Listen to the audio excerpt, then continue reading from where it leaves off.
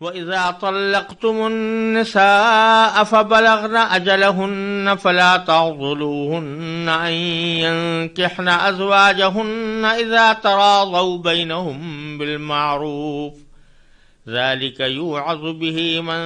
كَانَ مِنكُمْ يُؤْمِنُ بِاللَّهِ وَالْيَوْمِ الْآخِرِ ذَلِكُمْ أَزْكَىٰ لَكُمْ وَأَطْهَرُ وَاللَّهُ يَعْلَمُ وَأَنتُمْ لَا تَعْلَمُونَ والوالدات يرضعن أولادهن حولين كاملين لمن أراد أن يتم الرضاعة وعلى المولود له رزقهن وكسوتهن بالمعروف لا تكلف نفس إلا وسعها لا تضار والدة بولدها ولا مولود له بولده وعلى الوارث مثل ذلك فإن أرادا فصالا عن تراض منهما وتشاور فلا جناح عليهما وإن أردتم أن تسترضعوا أولادكم فلا جناح عليكم إذا سلمتم ما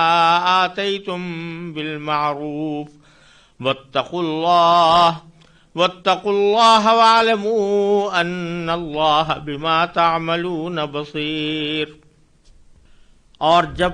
تم نے عورتوں کو طلاق دے دی ہو اور وہ اپنی عدت کو پہنچ جائیں تو اے میکے والو انہیں اس بات سے منع نہ کرو کہ وہ اپنے پہلے شوہروں سے دوبارہ نکاح کریں بشرطے کہ وہ بھلائی کے ساتھ ایک دوسرے سے راضی ہو گئے ہوں۔ ان باتوں کی نصیحت تم میں سے ان لوگوں کو کی جا رہی ہے جو اللہ اور یوم آخرت پر ایمان رکھتے ہوں، یہی تمہارے لیے زیادہ ستھرا اور پاکیزہ طریقہ ہے۔ اللہ جانتا ہے اور تم نہیں جانتے۔ اور مائیں اپنے بچوں کو پورے 2 سال تک دودھ پلائیں۔ یہ مدت ان کے لیے ہے جو دودھ پلانے کی مدت پوری کرنا چاہیں، اور جس باپ کا وہ بچہ ہے اس پر واجب ہے کہ وہ معروف طریقے پر ان ماؤں کے کھانے اور لباس کا خرچ اٹھائے۔ ہاں، کسی شخص کو اس کی وسعت سے زیادہ تکلیف نہیں دی جاتی، نہ تو ماں کو اپنے بچے کی وجہ سے ستایا جائے اور نہ باپ کو اپنے بچے کی وجہ سے، اور اسی طرح کی ذمہ داری وارث پر بھی ہے۔ پھر اگر وہ دونوں آپس کی رضامندی اور باہمی مشورے سے 2 سال گزرنے سے پہلے ہی دودھ چھڑانا چاہیں تو اس میں بھی ان پر کوئی گناہ نہیں ہے۔ اور اگر تم یہ چاہو کہ اپنے بچوں کو کسی انا سے دودھ پلواؤ تو بھی تم پر کوئی گناہ نہیں، جبکہ تم نے جو اجرت ٹھہرائی تھی وہ بھلے طریقے سے دے دو، اور اللہ سے ڈرتے رہو اور جان رکھو کہ اللہ تمہارے سارے کاموں کو اچھی طرح دیکھ رہا ہے۔ ان آیات کریمہ میں اللہ تبارک و تعالی نے طلاق کے نتیجے میں پیدا ہونے والے بعض مسائل کا ذکر فرمایا ہے۔ ان میں سے ایک مسئلہ یہ تھا کہ بعض اوقات ایسا ہوتا تھا کہ کسی شوہر نے اپنی بیوی کو طلاق دی اور عدت گزر گئی، اور طلاق اس نے اسی طرح کی دی تھی جیسے کہ شریعت میں دینے کا طریقہ ہے، یعنی 1 طلاق دی یا 2 طلاق دی، 3 طلاقیں نہیں دی تھیں، اور عدت گزر گئی۔ اب عدت گزرنے کے بعد بعض اوقات ایسا ہوتا تھا کہ میاں بیوی دونوں کو پچھتاوا ہوتا تھا کہ ہم نے اپنے نکاح کے رشتے کو ختم کر کے غلطی کی، اور ہم اگر اپنی زندگی کو دوبارہ صحیح بنیادوں پر استوار کرنا چاہیں تو کر سکتے ہیں۔ تو وہ چاہتے تھے کہ دوبارہ نکاح ہو جائے، شرع اس کی اجازت بھی تھی کہ دوبارہ دوسرا نکاح باہمی رضامندی سے نئے مہر پر، اللہ تبارک و تعالی نے اس کی اجازت دی ہے، تو اجازت بھی تھی۔ لیکن ہوتا یہ تھا کہ بعض مرتبہ میکے والے، اس عورت کے میکے والے، وہ عورت کو پچھلے شوہر سے نکاح کرنے سے منع کرتے تھے اور کہتے تھے کہ اب ہم تمہیں اس شوہر کے پاس نہیں جانے دیں گے جس نے تمہیں پہلے طلاق دی تھی۔ گویا ایک طرح سے اس کو اپنے غیرت کا مسئلہ بنا لیتے تھے، اپنی انا کا مسئلہ بنا لیتے تھے کہ چونکہ شوہر نے ایک مرتبہ طلاق دے دی ہے، لہذا اب ہم اس کو دوبارہ نکاح کا رشتہ استوار کرنے کی اجازت نہیں دیں۔ اگرچہ عورت کو اللہ تبارک و تعالیٰ نے نکاح کے معاملے میں یہ اختیار دیا ہے کہ اگر وہ خود بھی اپنا نکاح کرنا چاہے تو اس کی اجازت ہے، لیکن ہوتا یہ تھا کہ ان لوگوں کے دباؤ کی وجہ سے، میکے والوں کے دباؤ کی وجہ سے وہ عورت نکاح کرنے سے قاصر رہتی تھی۔ تو اللہ تبارک و تعالیٰ نے یہاں حکم دیا ان میکے والوں کو کہ لا تعضلوہن، ان کو منع نہ کرو، ان ینکحن ازواجہن، کہ وہ نکاح کریں اپنے سابق شوہروں سے، اذا تراضوا، جبکہ ان کے درمیان آپس میں رضامندی سے بات طے ہو گئی ہو، بالمعروف، بھلائی کے ساتھ۔ یعنی اب دونوں کو پچھتاوا ہو گیا، اپنی سابق غلطیوں کا اندازہ ہو گیا، اس کے خمیازہ بھی بھگت لیا، تو اب اصلاح کی امید ہے، اور آپس میں انہوں نے طے کر لیا کہ آئندہ ہم اپنی زندگی بھلائی کے ساتھ گزاریں گے، تو اب کوئی وجہ نہیں ہے کہ ان کو روکا جائے۔ اور پھر اللہ تبارک و تعالیٰ نے میکے والوں سے کہا کہ ہم یہ نصیحت جو کر رہے ہیں ان لوگوں کو کر رہے ہیں جو اللہ اور یوم آخرت پر ایمان رکھتے ہوں، ذالک یوعظ بہ من کان منکم یؤمن باللہ والیوم الآخر، ان باتوں کی نصیحت تم میں سے ان لوگوں کو کی جا رہی ہے جو اللہ اور یوم آخرت پر ایمان رکھتے ہوں۔ یعنی اشارہ اس طرف کیا جا رہا ہے کہ اگر تمہارا واقعتاً اللہ اور یوم آخرت پر ایمان ہے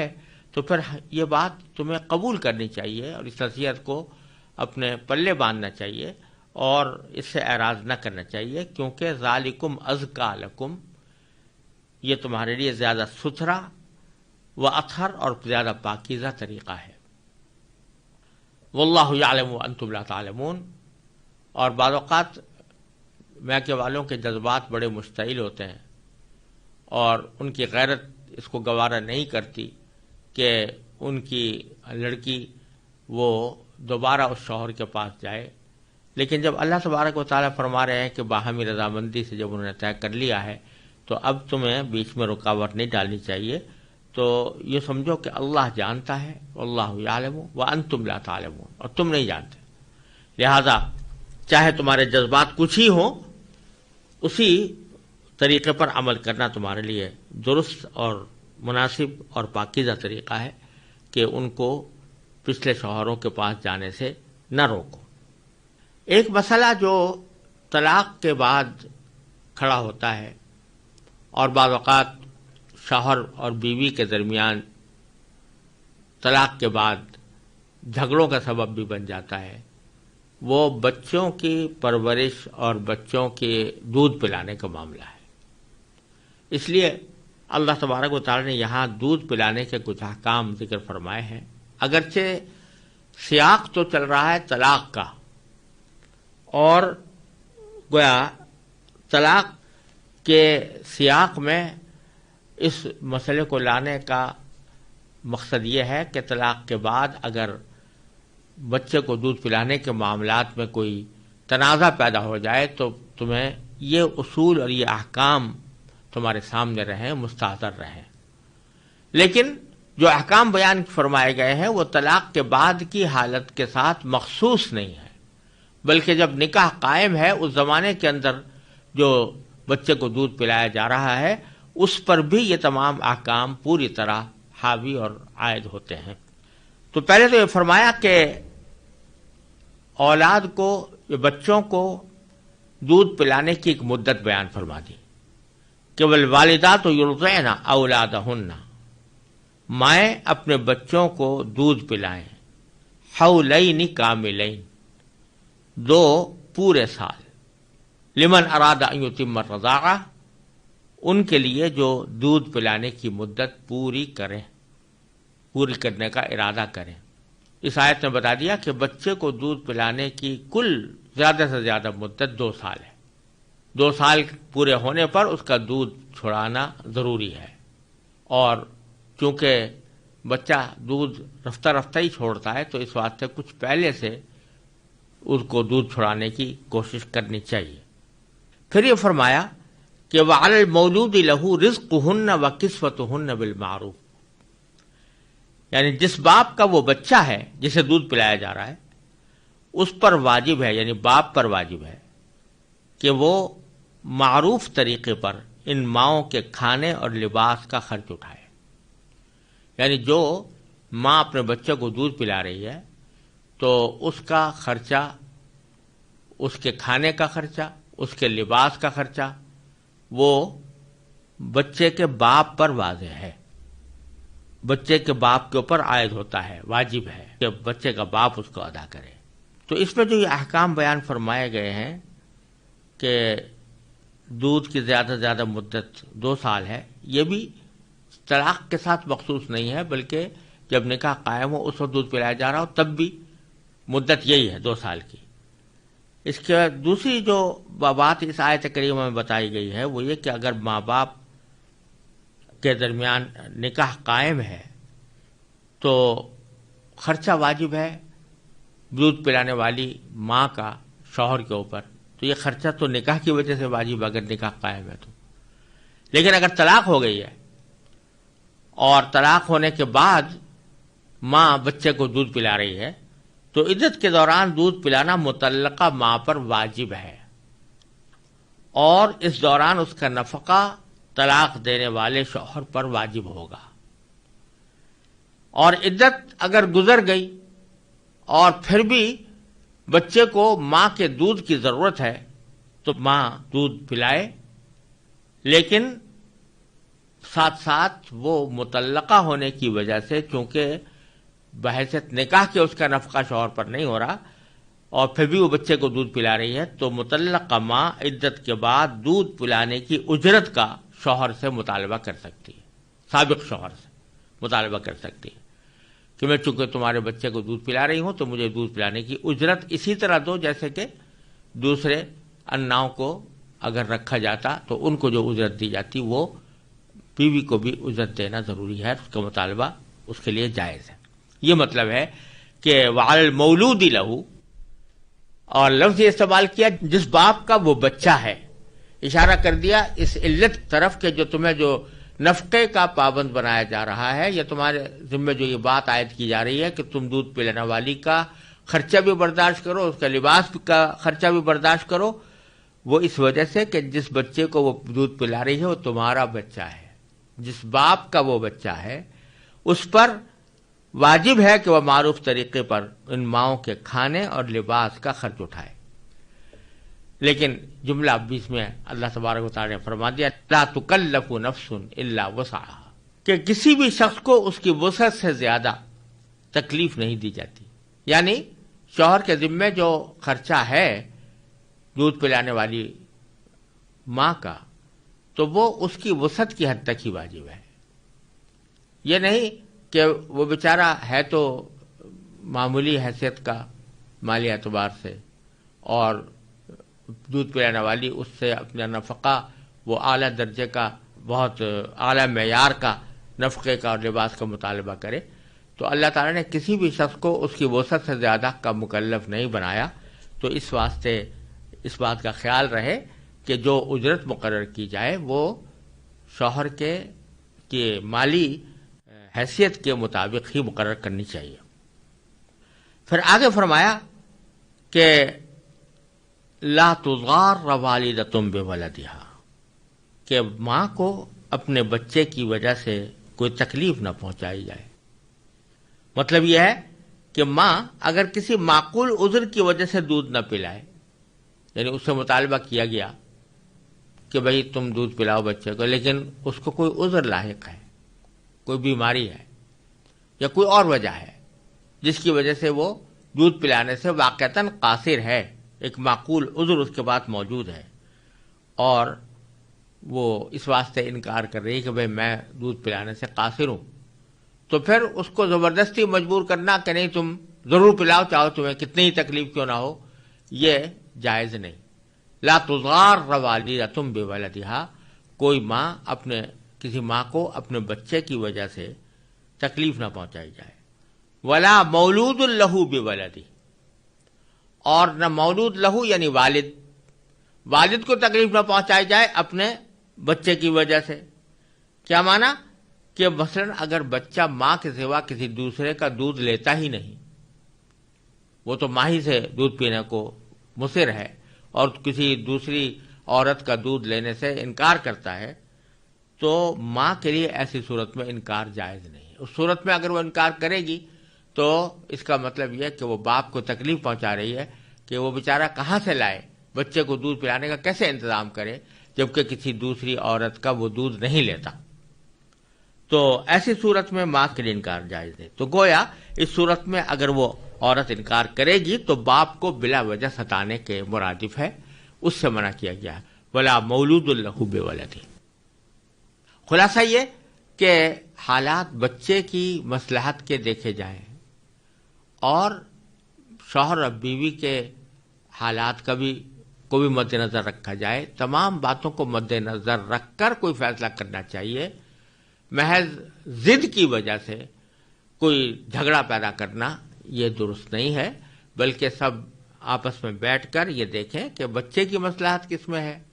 اور جانبین میں سے کسی کو بھی بلا وجہ تکلیف پہنچانے سے گریز کیا جائے. اس طرح باہمی مفاہمت کے ذریعے اس مسئلے کو طے کیا جائے. پھر فرمایا وارث مثل ذالک، وارث اور وارث پر اسی طرح کی ذمہ داری وارث پر بھی ہے. مطلب اس کا یہ ہے کہ اگر کسی بچے کا باپ زندہ نہ ہو تو دودھ پلانے کے سلسلے میں جو ذمہ داری باپ کی تھی وہ اب بچوں کے وارثوں پر عائد ہوگی. یعنی مثلا ایک بچہ ہے، اس کے والد کا تو انتقال ہو گیا، تو اب جو ذمہ داری تھی کہ وہ کسی خاتون کو لے کر اس کو اجرت دے کر دودھ پلائے، یہ ذمہ داری اب کس پر عائد ہو؟ تو فرمایا کہ ان لوگوں پر عائد ہو جو اس بچے کے وارث بنے. یعنی فرض کرو اگر بچے کے پاس مال ہے مثال کے طور پر اور اس کا انتقال ہو گیا، تو اس کے جو مال کے وارث بنیں گے جو لوگ، وہی لوگ اپنی زندگی میں اور بچے کی زندگی میں بچے کو دودھ پلانے کا خرچ بھی برداشت کریں. اسی سے یہ بات فقہاء کرام نے مستنبط کی ہے کہ جو لوگ کسی کے مرنے کے بعد اس کے وارث بنتے ہیں، یعنی اس کا ترکہ ان کو جاتا ہے، تو جب تک وہ آدمی مرا نہیں اور کسی وجہ سے وہ کمانے سے معذور ہو گیا، فرض کرو کہ اتنا بیمار ہو گیا یا اتنا اپاہج ہو گیا کہ وہ کوئی کام کرنے سے قاصر ہے، خود کما نہیں سکتا، تو اس وقت اس کا نفقہ اور اس کا خرچہ ان لوگوں پر واجب ہوتا ہے کہ جو اس کے مرنے کے بعد اس کے وارث ہوتے ہیں. گویا اللہ تبارک و تعالیٰ نے یہ ایک نظام ایسا بنایا ہے، یہ اس میں فرائض اور ذمہ داریاں متوازن طریقے سے چل رہی ہیں، یا دوسرے الفاظ میں یہ کہہ لیں کہ فائدے اور ذمہ داریاں یہ متوازن طریقے سے چل رہی ہیں. تو ایک انسان کو جس سے فائدہ پہنچتا ہے اس طرح کہ اس کی میراث اس کو ملتی ہے، تو پھر اس کی کچھ ذمہ داری بھی وہ اٹھانی چاہیے. اور وہ ذمہ داری یہ ہے کہ اگر وہ معذور ہو جائے، اپاہج ہو جائے، تو اس کا نفقہ اس کے ذمہ واجب ہوگا. پھر آگے فرمایا کہ فَإِنْ أَرَادَا فِصَالًا عَنْ تَرَاضٍ مِّنْهُمَا وَتَشَاوُرٍ فَلَا جُنَاحَ عَلَيْهِمَا. تو پیچھے جو فرمایا تھا کہ دودھ پلانے کی کل مدت 2 سال ہے، تو کسی کو یہ شبہ ہو سکتا تھا کہ 2 سال سے پہلے دودھ چھڑانا جائز نہ ہو. تو اس شبہ کو دور فرما دیا اللہ تبارک و تعالی نے یہ فرما کر کہ آپس کی رضامندی سے اگر دونوں یعنی میاں بیوی یا بچے کے والدین یہ چاہیں کہ ارادہ فصال یعنی دودھ چھڑانا چاہیں، انتراض منہما و تشاور، باہمی رضامندی سے اور ایک دوسرے سے مشورہ کر کے، فلا جناح علیہما، تو پہلے دودھ چھڑانے میں بھی کوئی مذائقہ نہیں. پھر آگے فرمایا کہ وَإِنْ أَرَدْتُمْ أَن تَسْتَرْضِعُوا أَوْلَادَكُمْ، اگر تم یہ چاہو کہ اپنی اولاد کو دودھ کسی اور سے پلواؤ، یعنی ماں سے نہیں، کسی وجہ سے کہ ماں وہ دودھ پلانے سے قاصر ہے، یا ماں کا دودھ ایسا ہے کہ جو بچے کے لیے مناسب نہیں ہے، یا کوئی اور معقول وجہ ہے جس کی وجہ سے ماں دودھ پلانے سے قاصر ہے اور تم خود چاہتے ہو کہ ماں دودھ نہ پلائے، تو ایسی صورت میں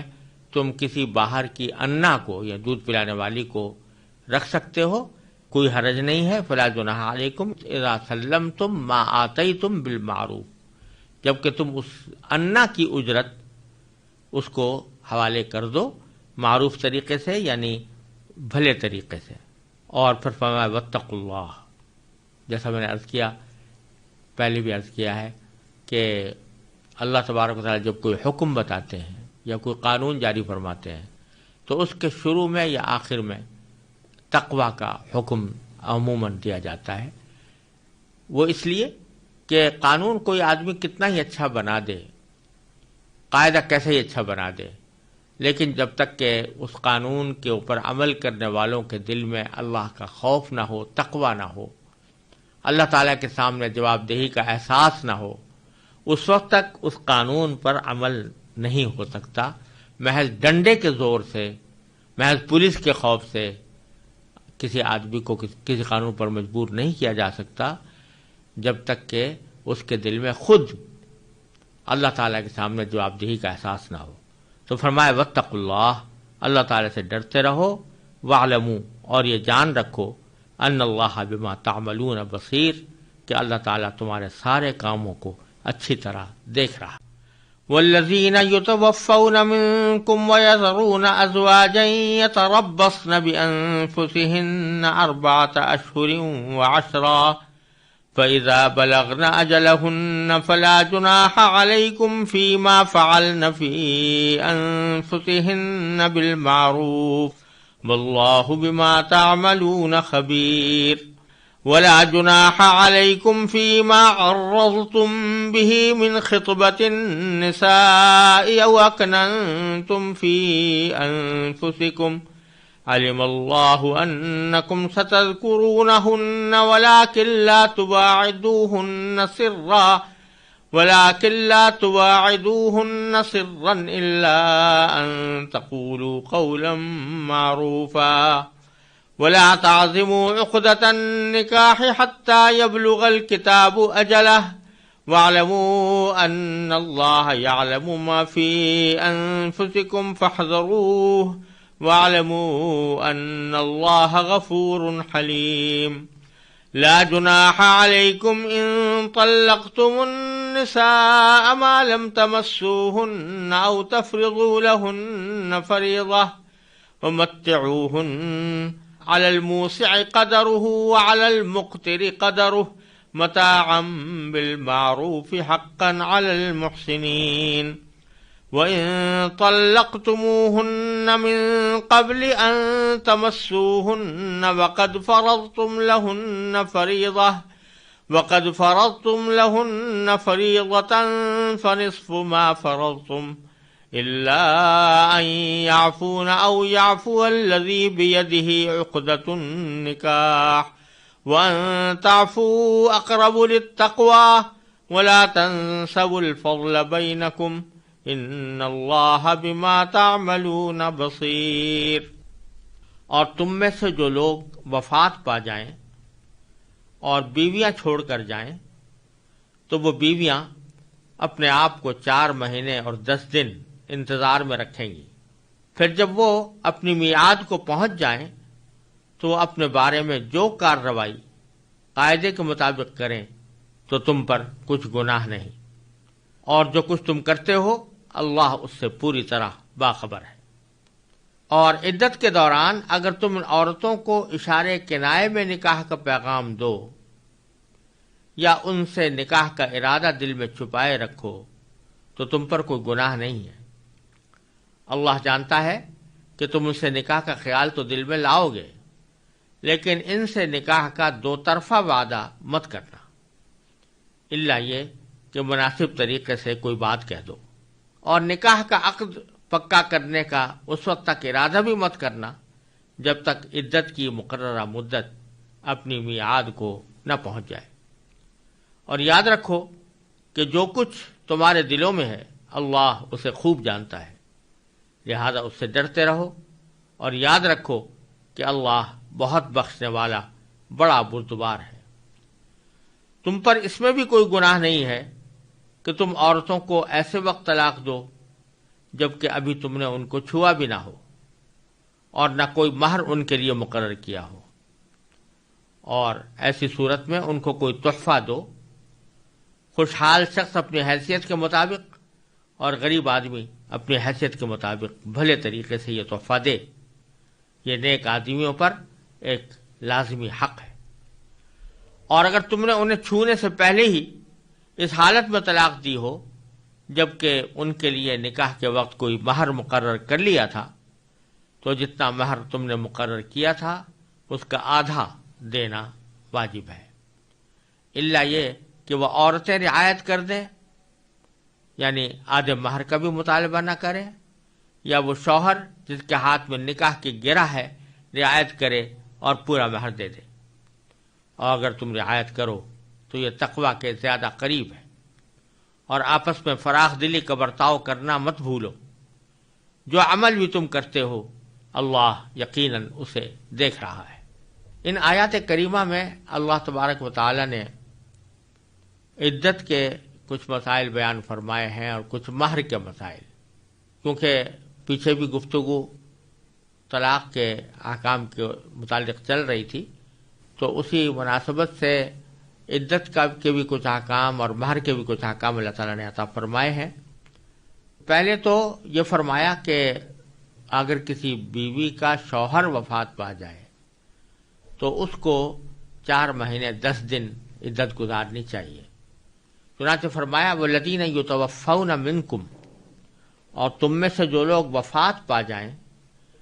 ویذرون ازواجا، اور وہ بیویاں چھوڑ کر جائیں، تو یتربصن بانفسہن، تو وہ بیویاں اپنے آپ کو 4 مہینے اور 10 دن انتظار میں رکھیں گی۔ یتربصن بانفسہن 4 اشہر و10۔ یہ 4 مہینے 10 دن جو اللہ تبارک و تعالی نے مقرر فرمائے ہیں شوہر کی وفات کے بعد عدت کے ایام، اس میں 2 پہلو ہیں۔ ایک پہلو یہ ہے کہ یہ جانے والے شوہر کا ایک اکرام ہے، اور جانے والے شوہر کی وفات پر ایک طرح سے سوگ منانے کے ایام ہیں جو عدت ان کے اوپر مقرر کی گئی ہے، اور اسی وجہ سے اس عدت کے دوران ان خواتین کے لیے زیب و زینت کے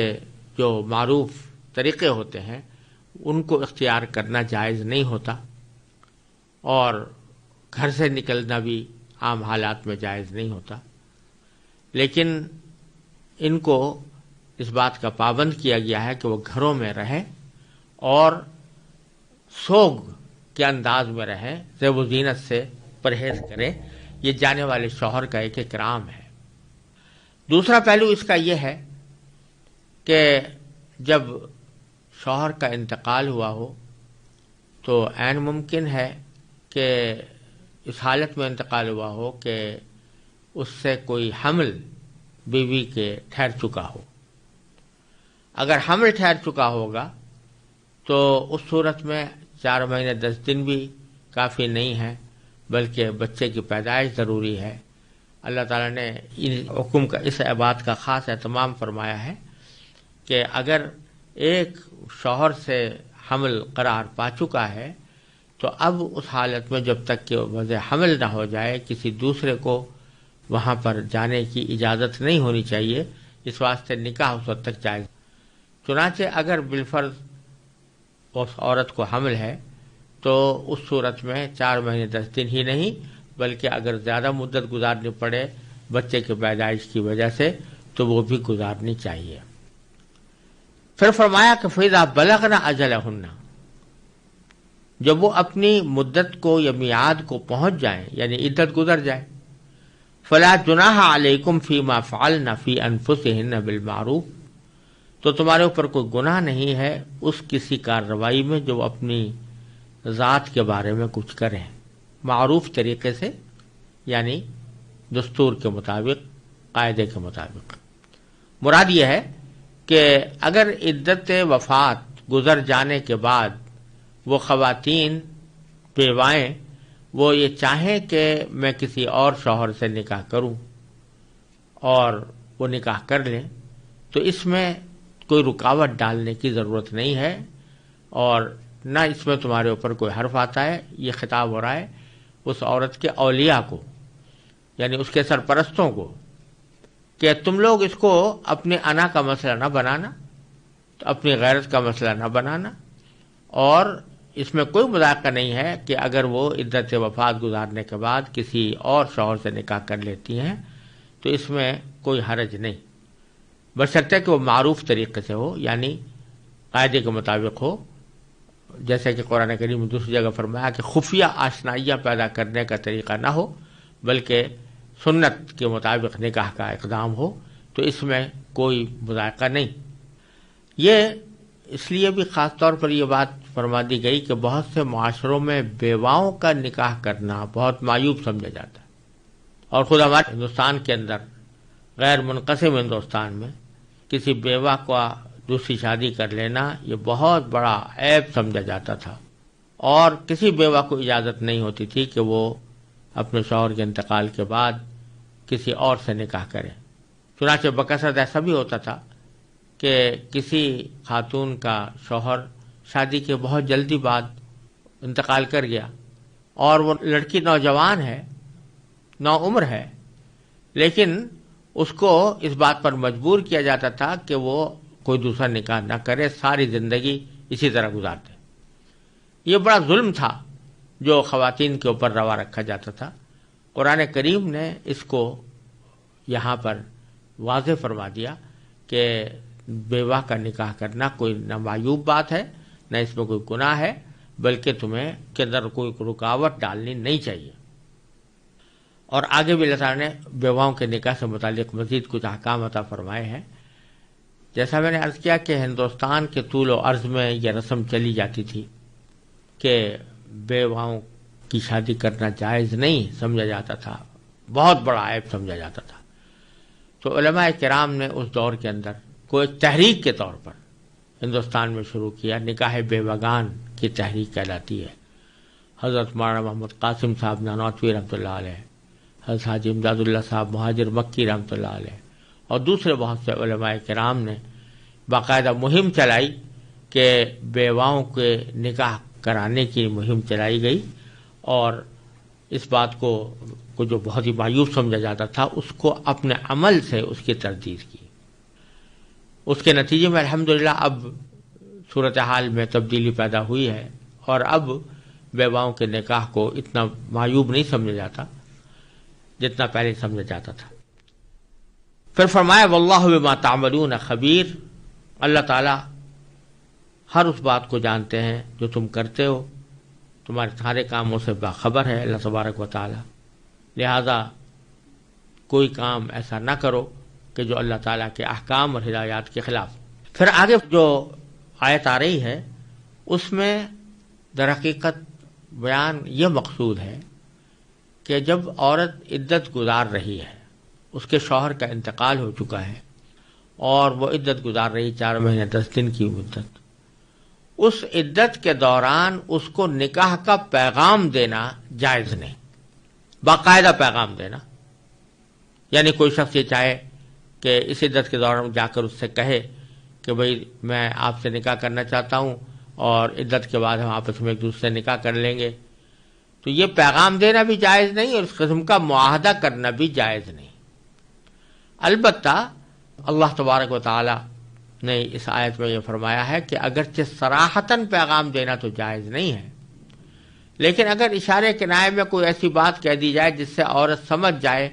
کہ مقصود یہ ہے کہ عدت کے بعد یہ شخص نکاح کرنا چاہتا ہے، تو اشارے کنائے میں اس طرح کی کوئی بات کہہ دینے کی گنجائش ہے، اس میں حرج نہیں ہے۔ مثلا یہ کہہ دے کہ میں بھی کسی مناسب رشتے کی تلاش میں ہوں، وغیرہ. تو اللہ تعالیٰ فرماتے ہیں وَلَا جُنَاحَ عَلَيْكُمْ فِي مَا عَرَّضْتُمْ بِهِ، اور تمہارے اوپر اس میں کچھ گناہ نہیں کہ اگر تم ان عورتوں کو اشارے کنائے میں نکاح کا پیغام دو. عرضتم به لا جناح علیکم فیما عرضتم به من خطبۃ النساء، یعنی عورتوں کو اشارے کنائے میں نکاح کا پیغام دو تو اس میں کوئی حرج نہیں. او اکننتم فی انفسکم، یا تم نے اپنے دل میں چھپایا ہوا ہو یہ ارادہ کہ اس کی عدت گزرنے کے بعد میں ان سے نکاح کروں گا، تو اس میں کوئی مذائقہ نہیں. علم اللہ انکم ستذکرونہن، اللہ تعالیٰ کو یہ بات معلوم ہے کہ تم ان کو یاد تو کرو گے، اس کا ذکر تو کرو گے، یا یوں کہہ لو کہ ان کے سے نکاح کا خیال تو دل میں لاؤ گے. یعنی جو عورتیں عدت گزار رہی ہیں تو کسی نہ کسی کے دل میں خیال آ سکتا ہے کہ میں عدت کے بعد اس سے نکاح کروں گا. وَلَٰكِن لَا تُوَاعِدُوهُنَّ سِرًّا، چلو دل میں خیال آ جائے تو کوئی بات نہیں، تم کو اشارے کنائے میں کوئی بات کہہ دو تو بھی کوئی بات نہیں. لیکن لا تواعدوهن سرا، باقاعدہ ایک دوسرے سے وعدہ نہ کرو نکاح کا خفیہ طور پر. الا ان تقولوا قولا معروفا، الا یہ کہ تم کوئی مناسب طریقے سے کوئی بات کہہ دو. اور مناسب طریقے سے کہنے کی بات وہی ہے جیسے میں نے عرض کیا کہ جس میں تھوڑا سا اشارہ ہو خواتین کے لیے کہ یہ میرے ساتھ نکاح میں دلچسپی رکھتا ہے. ولا تعزموا عقدۃ النکاح، لیکن نکاح کے عقد کو پکا نہ کرو. حتی یبلغ الکتاب اجلہ، جب تک کہ وہ عدت جو اللہ تعالیٰ نے مقرر فرمائی ہے وہ اپنی میعاد کو نہ پہنچ جائے. وَاعْلَمُوا أَنَّ اللَّهَ يَعْلَمُ مَا فِي أَنفُسِكُمْ، اور یاد رکھو کہ جو کچھ تمہارے دلوں میں ہے اللہ اسے خوب جانتا ہے. فَاحْذَرُوهُ، لہذا اس سے ڈرتے رہو. وَاعْلَمُوا، اور یاد رکھو ان اللہ غفور حلیم، کہ اللہ بہت بخشنے والا بڑا بردبار ہے. آگے مہر کے کچھ احکام اللہ تبارک و تعالی نے بیان فرمائے ہیں، جن میں سے پہلا حکم تو یہ بیان فرمایا کہ بعض اوقات ایسا ہوتا ہے کہ ایک شخص نے کسی عورت سے نکاح کیا اور نکاح کے اندر کوئی مہر مقرر نہیں کیا. عام طور سے جو صحیح طریقہ ہے وہ تو یہ کہ جب نکاح کیا جائے تو ساتھ ساتھ مہر بھی مقرر کر لیا جائے. لیکن اگر مہر مقرر نہ کیا گیا ہو، یعنی یہ تو ہو گیا کہ دونوں نے نکاح کا ایجاب و قبول کر لیا،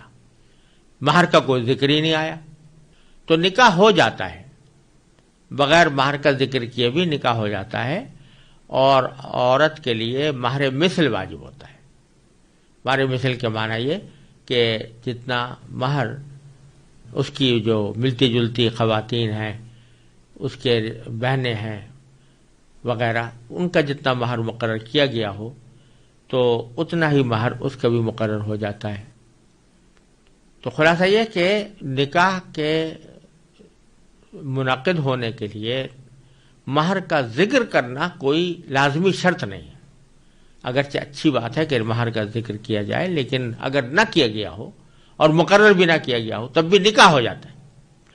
تو اللہ تعالیٰ وہ صورت بیان فرما رہے ہیں جبکہ کسی شخص نے نکاح کیا اور مہر مقرر نہیں کیا، اور اتفاق سے ایسا ہوا کہ نکاح ہو جانے کے بعد فوراً ہی شوہر کو یہ خیال پیدا ہوا کہ میرا اس سے گزارا ممکن نہیں ہے. ابھی تک رخصتی بھی نہیں ہوئی تھی اور کوئی خلوت بھی ان کے درمیان نہیں ہوئی تھی، تنہائی کی نوبت نہیں آئی. اس وقت میں اس نے طلاق دے دی، شوہر نے بیوی کو طلاق دے دی. تو اس صورت میں اللہ تبارک و تعالیٰ فرماتے ہیں کہ اس صورت میں بھی کوئی مذائقہ نہیں، اور اس صورت میں کوئی مہر واجب نہیں ہوتا. گویا دو شرطیں مہر واجب نہ ہونے کی، ایک یہ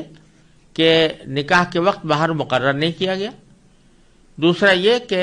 طلاق جو دی گئی وہ رخصتی سے پہلے دی گئی، دونوں کے درمیان خلوت ہونے سے پہلے دی گئی. تو اس صورت میں کوئی مہر واجب نہیں ہوتا. البتہ اللہ تعالیٰ نے فرمایا ہے کہ اس صورت میں ایک تحفہ دینا واجب ہے، اور وہ تحفہ جوڑے کی شکل میں بھی ہو سکتا ہے یا کسی اور شکل میں بھی ہو سکتا ہے، وہ دینا واجب ہے. اور ساتھ میں فرمایا کہ جو زیادہ وسعت والے لوگ ہیں وہ اپنی وسعت کے مطابق دیں تحفہ، اور جو غیر وسعت والے لوگ ہیں، یعنی غریب لوگ ہیں، وہ اپنی وسعت کے مطابق دیں، لیکن ہے ضروری. تو پہلے تو یہ مسئلہ بیان فرمایا گیا ہے. فرمایا لا جناح علیکم، تمہارے اوپر کوئی گناہ نہیں ہے، ان طلقتم النساء، اگر تم نے عورتوں کو طلاق دی، ما لم تمسوہن او تفرضوا لہن فریضہ، جبکہ ابھی تم نے ان کو چھوا بھی نہ ہو اور نہ ان کوئی مہر ان کے لیے مقرر کیا ہو. تو ایسی صورت میں طلاق دی اگر تو کوئی حرج نہیں. تو ایسے میں کیا ہوگا؟ فرمایا کہ ایسی صورت میں ومتعوہن، ان کو کوئی تحفہ دو، علی الموسع قدرہ وعلی المقتر قدرہ، یعنی جو آدمی خوشحال ہو وہ اپنی حیثیت کے مطابق تحفہ دے، اور مقتر یعنی غریب آدمی اپنی حیثیت کے مطابق تحفہ دے، لیکن یہ تحفہ بھلائی کے ساتھ دے، بھلے طریقے سے یہ تحفہ دے. یہ فرمایا کہ یہ ایک نیک آدمیوں پر ایک لازمی ہے. تو اس میں بتلا دیا کہ مہر تو واجب نہیں ہے لیکن تحفہ دینا واجب ہے. اس تحفے کو اصطلاح میں متاع بھی کہا جاتا ہے، لیکن چونکہ متاع کا لفظ کسی اور معنی میں بھی استعمال ہوتا ہے، اس واسطے اس کو تحفے سے تعبیر کرنا زیادہ بہتر ہے. آگے فرمایا کہ وَإِن طَلَّقْتُمُوهُنَّ مِن قَبْلِ أَن تَمَسُّوهُنَّ وَقَدْ فَرَضْتُمْ لَهُنَّ فَرِيضَةً فَنِصْفُ مَا فَرَضْتُمْ. یہ پہلی صورت تو وہ بیان ہوئی تھی کہ نکاح کے وقت کوئی مہر مقرر نہیں کیا گیا تھا، اور پھر شوہر نے رخصتی سے پہلے ہی بیوی کو طلاق دے دی.